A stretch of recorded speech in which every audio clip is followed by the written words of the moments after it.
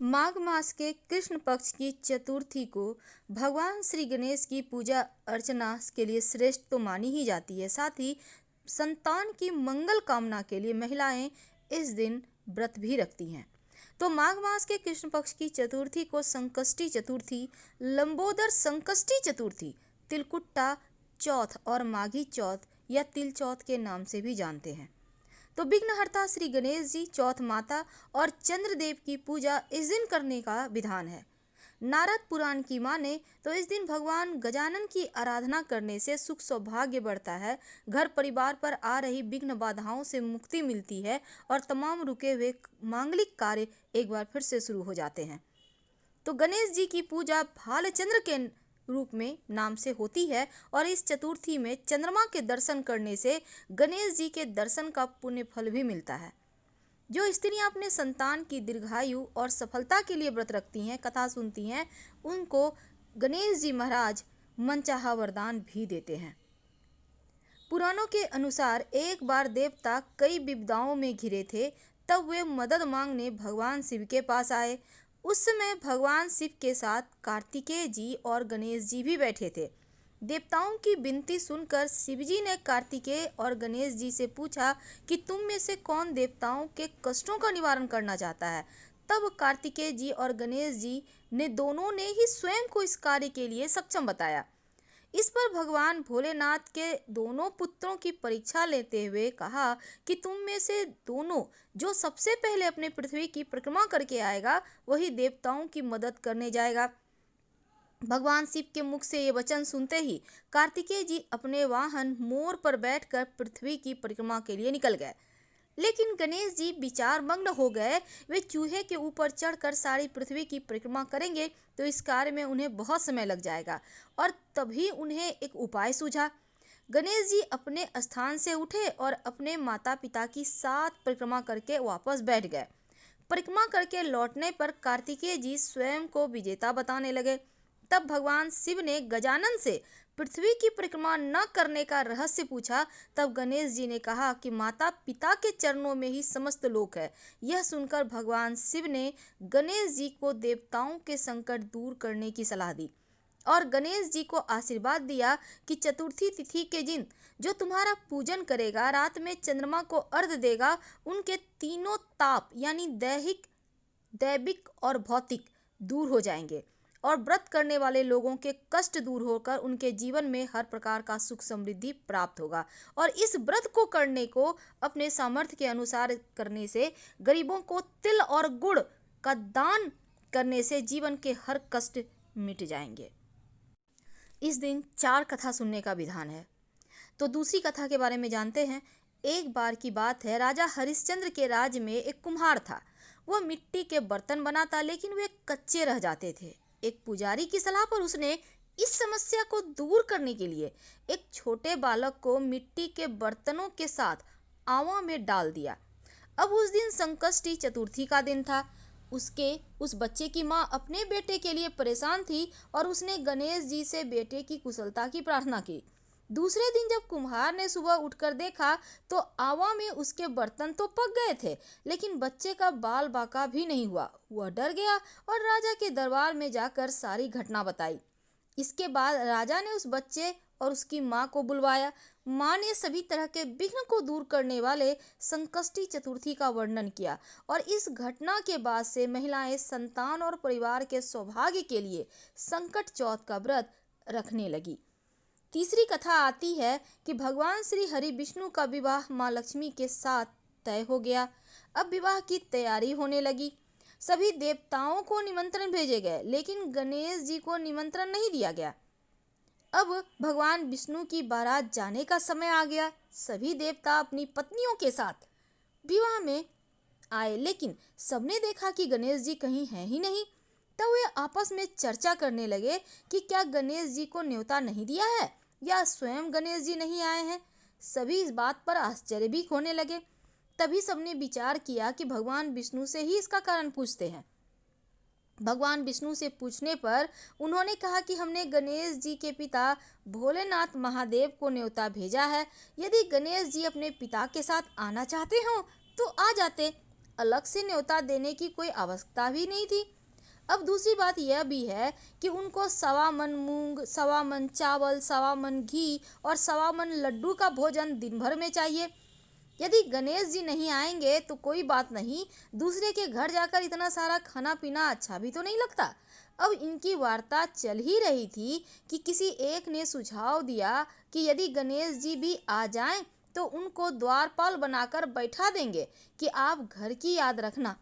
आप तो चूहे पर बैठकर धीरे धीरे चलोगे तो बारात से बहुत पीछे रह जाओगे। यह सुझाव भी सबको पसंद आया तो विष्णु भगवान ने भी अपनी सहमति दे दी। बस इतने में गणेश जी वहां आ पहुंचे और उन्हें समझा बुझाकर घर की रखवाली करने बैठा दिया। बारात चल दी। तब नारद जी ने देखा कि गणेश जी तो दरवाजे पर ही बैठे हुए हैं और गणेश जी के पास गए और रुकने का कारण पूछा तो गणेश जी कहने लगे कि विष्णु भगवान ने मेरा बहुत अपमान किया है। तो नारद जी ने कहा कि आप अपनी मूषक सेना को आगे भेज दें और वह रास्ता खोद देगी, जिससे उनके वाहन धरती में धंस जाएंगे, तब आपको सम्मान पूर्वक बुलाना ही पड़ेगा। अब तो गणेश जी ने अपनी मूषक सेना जल्दी से बारात के आगे भेजी और सेना ने जमीन पोली कर दी। जब बारात वहां से निकली तो रथों के पहिए जमीन में धंसते गए। अब लाख कोशिश करें लेकिन फिर भी पहिए नहीं निकले।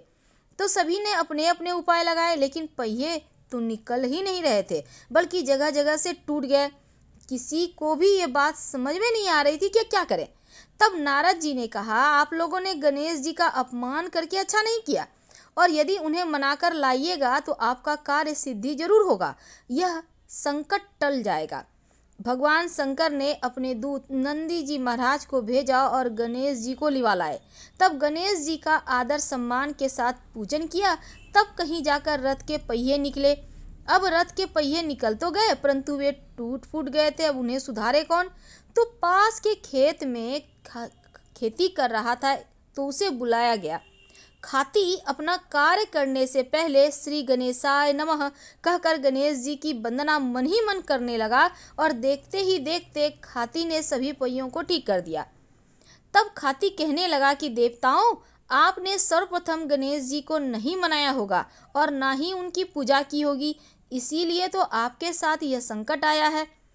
हम तो मूर्ख अज्ञानी हैं, फिर भी गणेश जी को पहले पूजते हैं, उनका ध्यान करते हैं, और आप लोग तो देवतागण हैं, फिर भी गणेश जी को कैसे भूल गए। अब आप लोग भगवान श्री गणेश जी की जयकारा लगाइए तो आपके सब काम बन जाएंगे और कोई संकट भी नहीं आएगा। ऐसा कहते हुए बारात वहां से चला गया और भगवान श्री हरि विष्णु माँ लक्ष्मी जी के साथ विवाह संपन्न करा के सकुशल लौट आए। हे गणेश जी महाराज, आपने भगवान विष्णु को जैसा कारज सारियो ऐसा कारज सबको सिद्ध कर जो। बोलो गजानन भगवान की जय। चौथी कहानी आती है, एक बार एक भगवान शिव और माँ पार्वती नर्मदा नदी के किनारे बैठे थे। वहाँ माँ पार्वती ने भगवान शिव के साथ समय व्यतीत करने के लिए चौपड़ खेलने को कहा। अब शिव जी चौपड़ खेलने के लिए तैयार तो हो गए, लेकिन इस खेल में हार जीत का फैसला कौन करेगा, यह प्रश्न सबके सामने उठा।